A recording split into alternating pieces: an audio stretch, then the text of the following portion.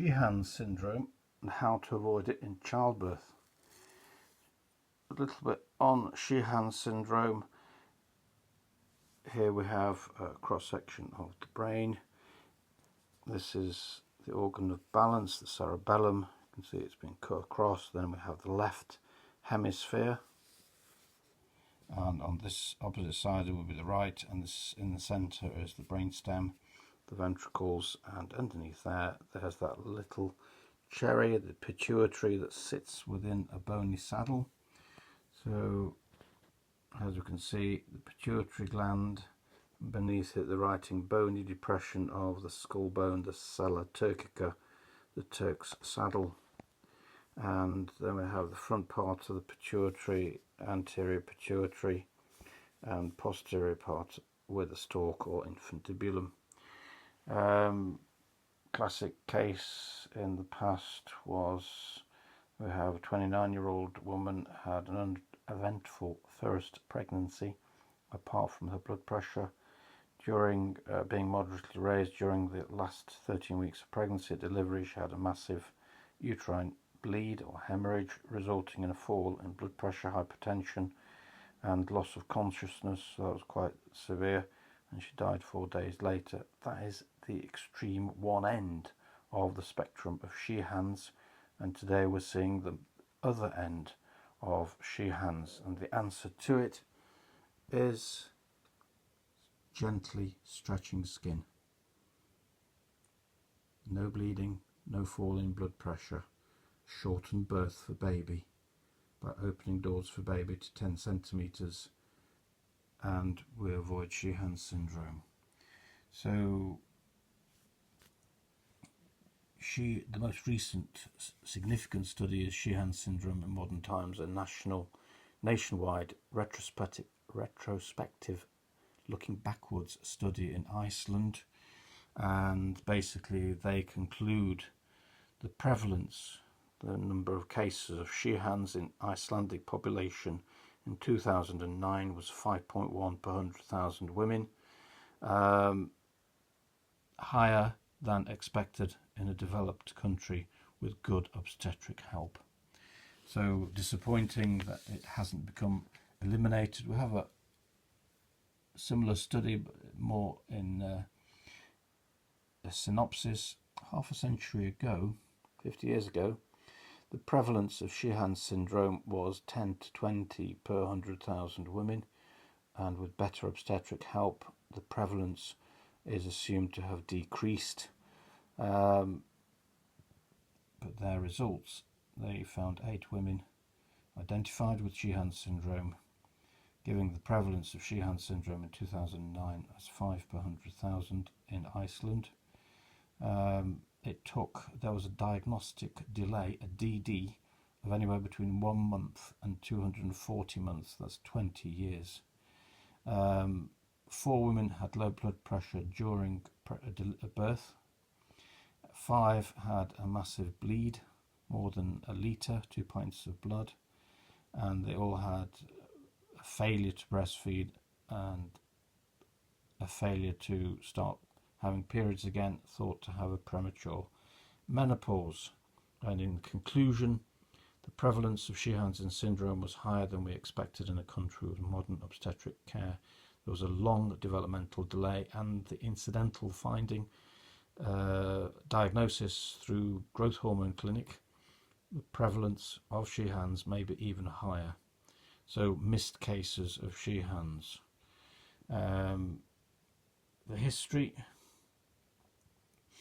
home deliveries were widely practiced, obstetric help was poor. Sheehan syndrome is a big health issue in these countries. So the prevalence of Sheehan's in India is estimated to be between 2.7, you can think of it as 2.5, and almost 4%, 3.9, among mothers who've had more than one baby older than 20 years of age, which is a big health problem.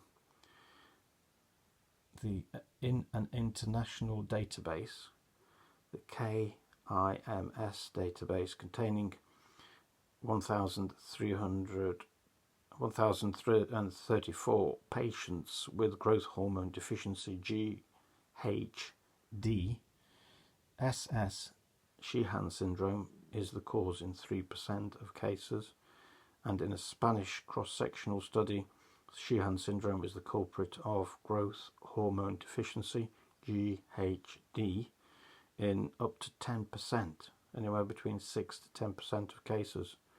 It's therefore possible that Sheehan's is more common in the Western world than was previously thought.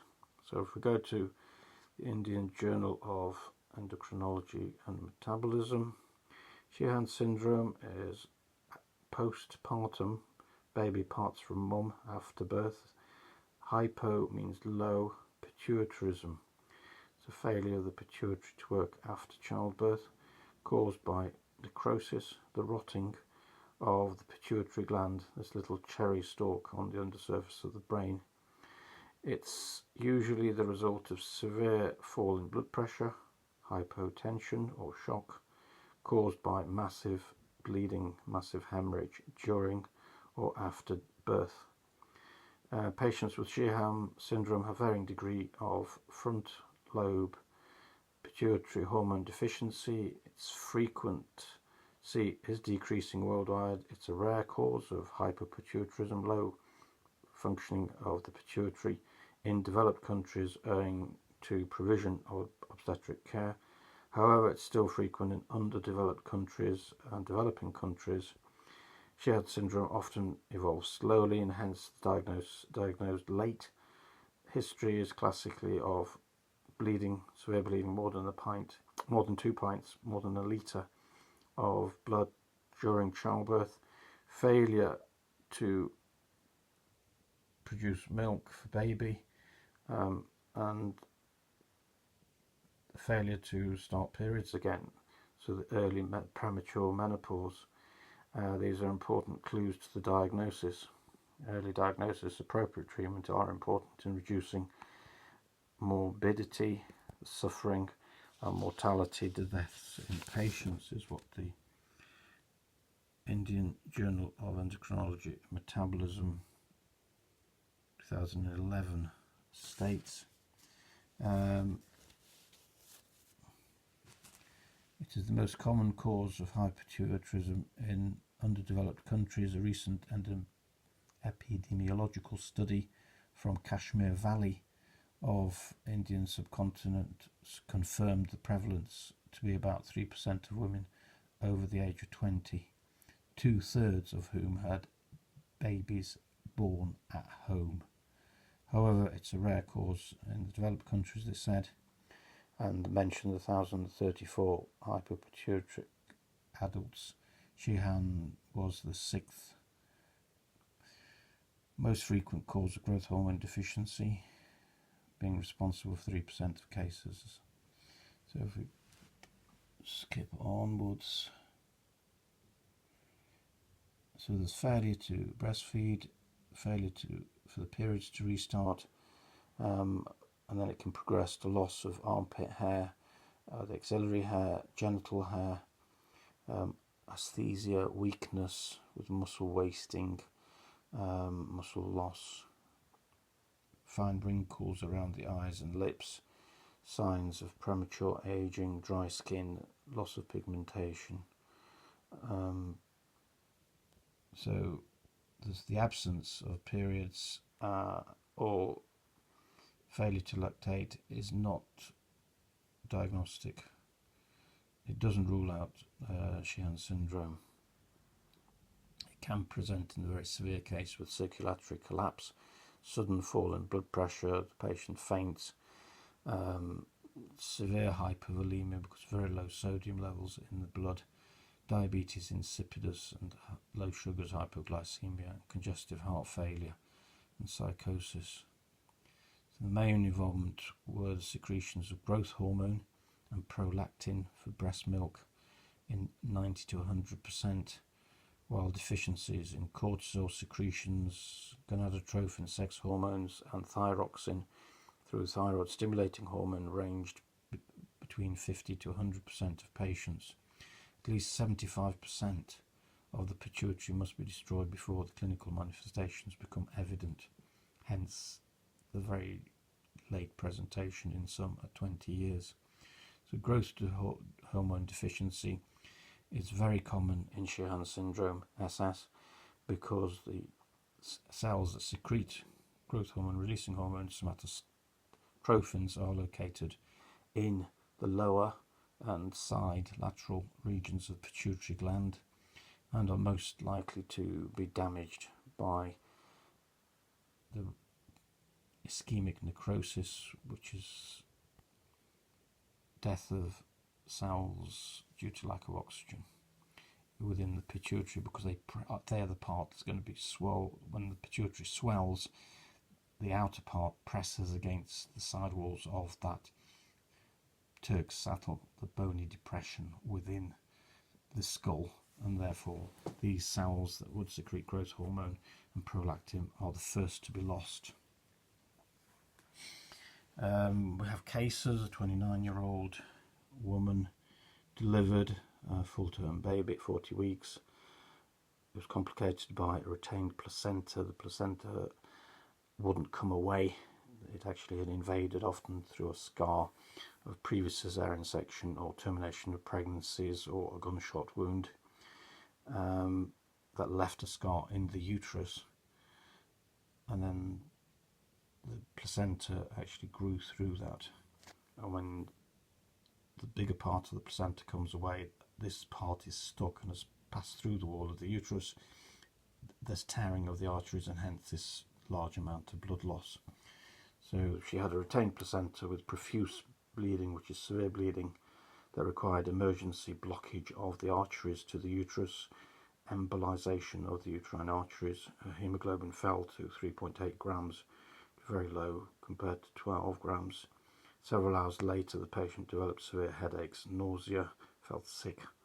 She had a CT scan of her head. It showed no abnormalities. Symptoms gradually improved. She was sent home from hospital and then but returned on day 17 after birth, postpartum, with tiredness, fatigue, a fever and mild headache, failure to breastfeed, and dizziness on trying to get up, postural syncope. She was fainting when she was trying to stand up from sitting. Her temperature was normal, pulse 122, which was rapid. She had a laying supine, blood pressure of 90/48, pale skin, cardiac flow murmur because of the anemia. Laboratory investigation revealed the anemia and low sodiums, hyponatremia, mildly low sodiums, and the abnormal pituitary results of total pituitary failure, PAN, total hypo low pituitarism. So that's one case, and the MRI imaging on day 26, almost the end of the month, revealed 6 non-enhancement, didn't take up the dye. There's minimal hypo-intense lesions in the pituitary gland, so there's some areas that didn't stain up well, but at 6 months after delivery, the MRI showed shrinkage of the pituitary gland, and there was cerebrospinal fluid within this empty Turk's saddle, the depression in which the pituitary should have been sitting. The pituitary stalk, infundibulum, and the base of the surface of the brain, hypothalamus, appeared normal. So we have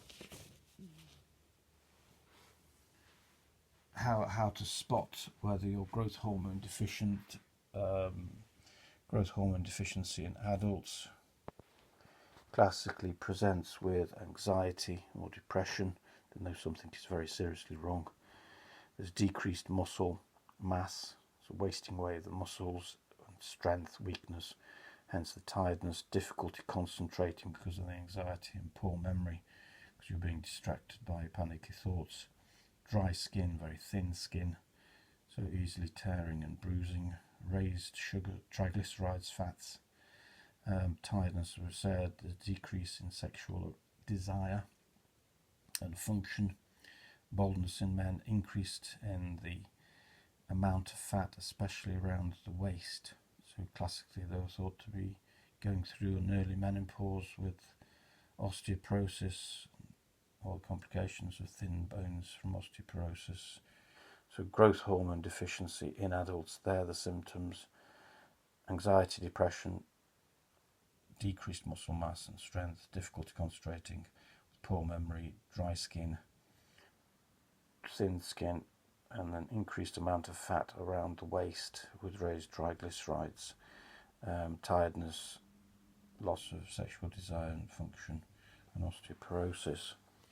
So, 21-year-old delivered a full-term baby. Labour was induced following premature rupture of membranes, so she had an amniotic fluid leak. The fluid around the baby was escaping. During delivery, she sustained a 4th degree perineal laceration right into the large bowel lining with severe bleeding, and this could have been avoided by birth canal widening or opening doors for baby to 10 centimetres before the start of the birth. Hence another positive benefit of doing something that's so seemingly simple and insignificant. So she had a 4th degree perineal laceration with severe bleeding because the anal sphincter is muscle, has a good blood supply, and therefore bleeds well if the muscle to the anus is torn. Blood pressure fell to 60/30, which should be 100/70. Hemoglobin 5.5, should be 12. 2 days after delivery, 2 days postpartum, she developed a fever, severe headache. She had everything done: blood results, urine culture, pelvic sonography, CT, abdomen, they're all negative. Fever resolved in 24 hours. The patient was given broad spectrum antibiotics, and the results of pituitary functions showed that she had low sodiums, hyponatremia, quite bad, 116, had low pituitary function, hypopituitarism. She had replacement therapy with prednisolone, thyroxine, as in the form of levothyroxine. The headaches resolved gradually, and she was discharged from the hospital on day 9.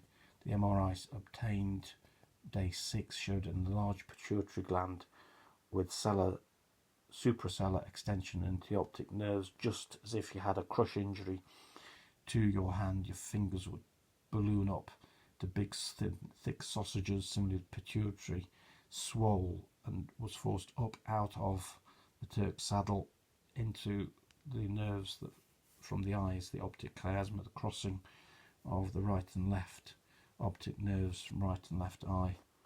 There was no evidence of any bleeding. She had post-gadolinium T1 weighted imaging that showed peripheral, the outside, enhancement, increased uptake of the swollen pituitary gland, and poor, irregular central portion of innervation.